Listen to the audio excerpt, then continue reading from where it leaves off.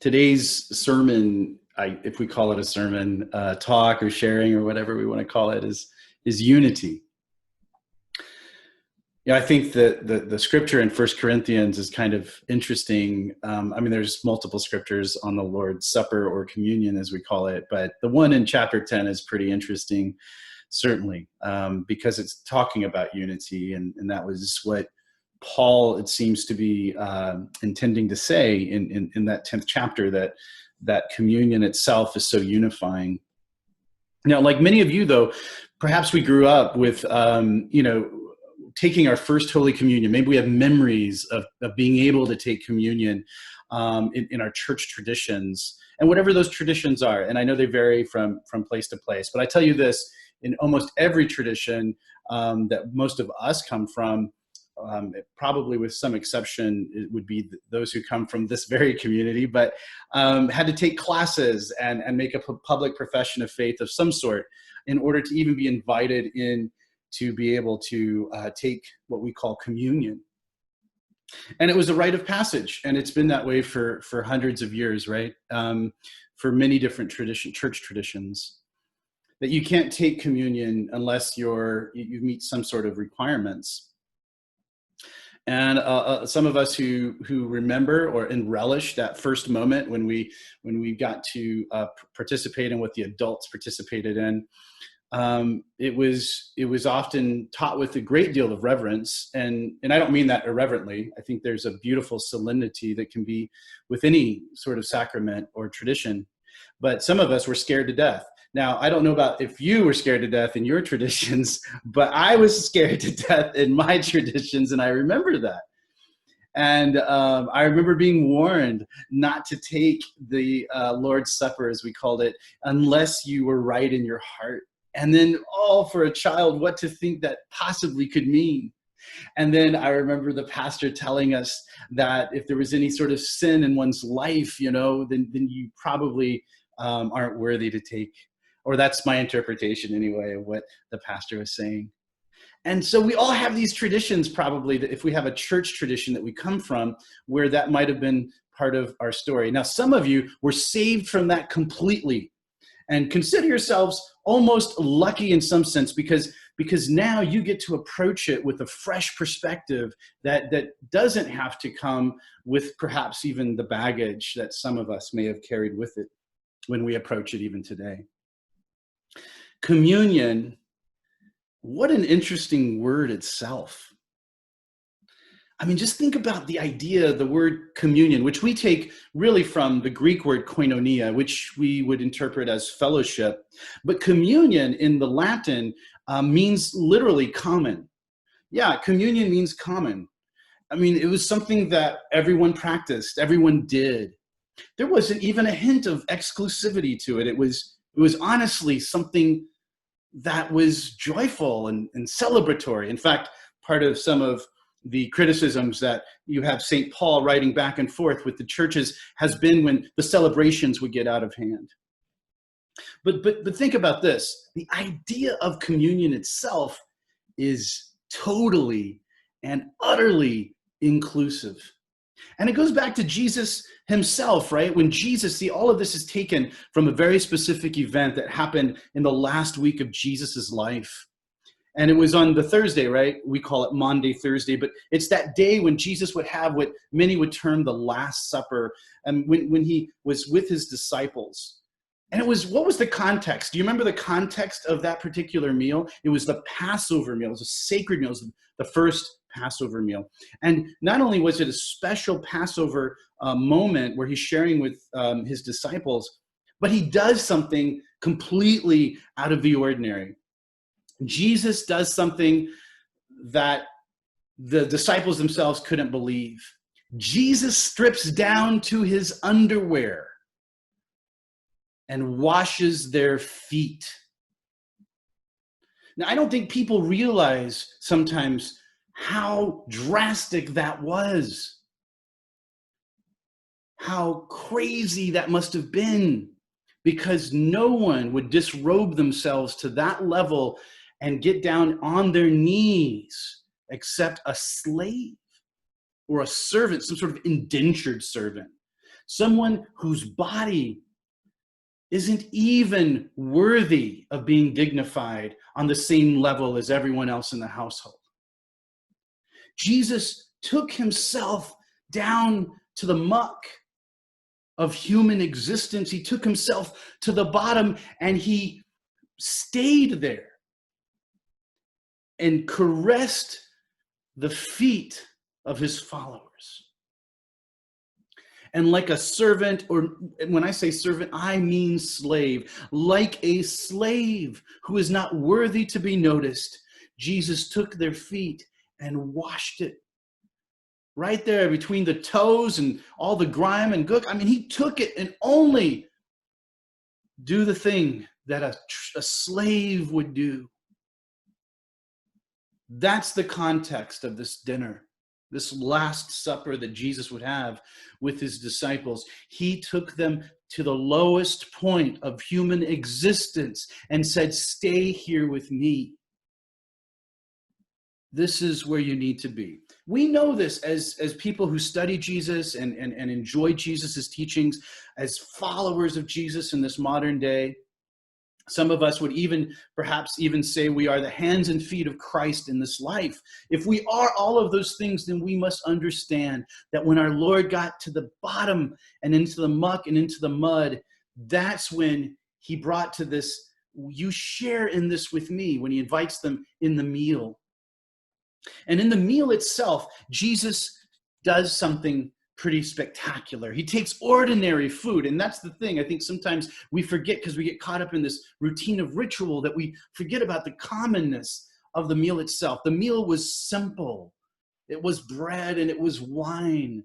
And in that simplicity, Jesus, he equates it all as a reflection of his own body, which he had just humbled into the muck.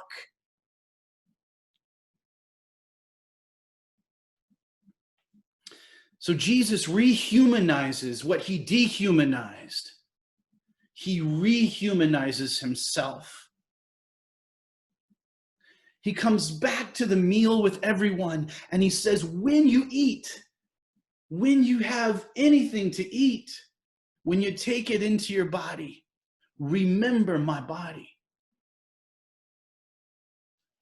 When you drink anything, remember my life, blood, my vitality. What he, I believe, is saying in that moment is, as inhuman as I look when I wash your feet, and as low as I go in this human species that I seem no longer equal with you, remember every time you breathe, you are breathing into the humanity and the beauty that is me, the divine nature that is me. All of these things are wrapped up into that moment, you know? And I don't think it's just ritual. And I think Paul was saying it very simply. If you use your meal, your ritual itself, to be divisive, how can this be? Because it is meant to be something sacred and unifying. Now, at this church, we're open communion, we're open table. And so there's no exclusivity whatsoever. We believe that the table is open. And I believe for many churches in the early churches, that was the case. It was clearly the case. It wasn't even ritual as much as it was just part of the meal, literally the meal that they were eating. And I love that this church has no qualms about that. And each person in their own conscience hopefully joins in because of the unifying factor that having a meal together, supping together, or eating together has. And though it is ritual and it is routine, because we're not actually eating and really trying to fill ourselves, we are literally doing a ritual together, there's a beauty in it, in its symbolism. And so today, as I'm just thinking about where we've been, I think about 2 weeks ago when Gary Sullivan was preaching in our outdoor service, and he shared about harmony, and he shared about, I remember yoga mentioning that word, which is unity. It's when you come into harmony with creation itself, all together. And then also last week when Nathan Albert from the University of Lynchburg was sharing, and he talked about contemplative ecumenism, which could easily be just said contemplative unity. He talked about that. And of course, the root of this church, and those of us in our Tuesday night class that are doing the Module 1 class together, we talked or we've been reading about how the roots of this church were very steeped or sprang forth from an idea of unity. In fact, the whole church, that the movement of this particular faith community was in opposition, it seems, to division. It wanted unity and inclusivity, and it wanted to find the way that could be totally inclusive. So we think about that, and we want to embody that in everything we do, and let's do that. I think that's the encouragement. The encouragement is that if you think you feel wrong about being inclusive, then there's probably some baggage in there that's preventing you from being inclusive. And I would encourage all of us to examine ourselves to find out what it is that kind of trips us up from including everyone. Jesus took himself to the lowest of humanity. He was born in the lowest of humanity, and he took himself to the lowest in humanity at the end. And the idea is that we, and the whole, I think the moral of the story is that there is no one beneath us. We are all children of God. And we should all find ways to bring each other in love with one another. And so that's I believe my lesson for today for myself is just being more loving.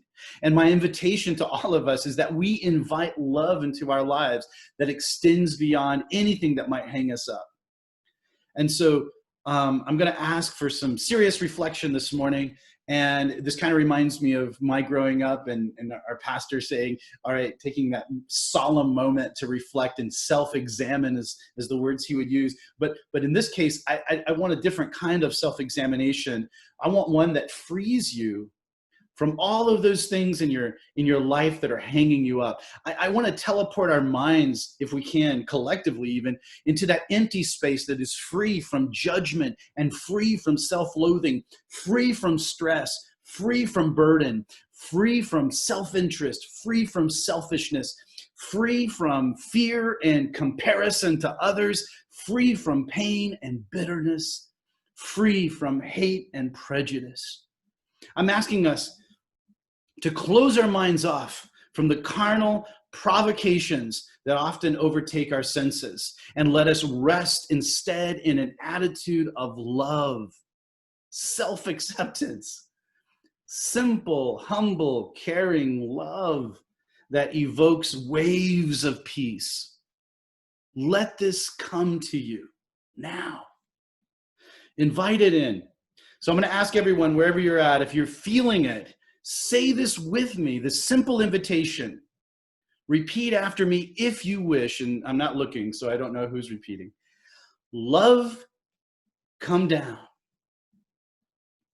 Love, come in. Love, remain. Again, love, come down. Love, come in.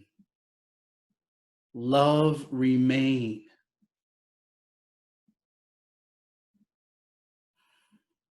And I'm going to ask, if you will, to find some sort of food that might be around you. And again, like I mentioned earlier, if you don't have anything, it's okay. Fake it if you wish. The Lord knows you're breathing it in. Life itself. But Jesus, on the last day that he would take and eat with his disciples, as I mentioned, he broke the bread and he gave it to his disciples. And he said, take and eat. And when you do, remember my body, which is broken for you.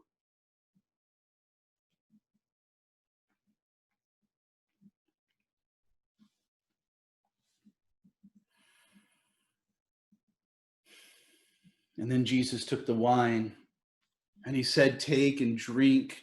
And when you do, remember my blood poured out for you.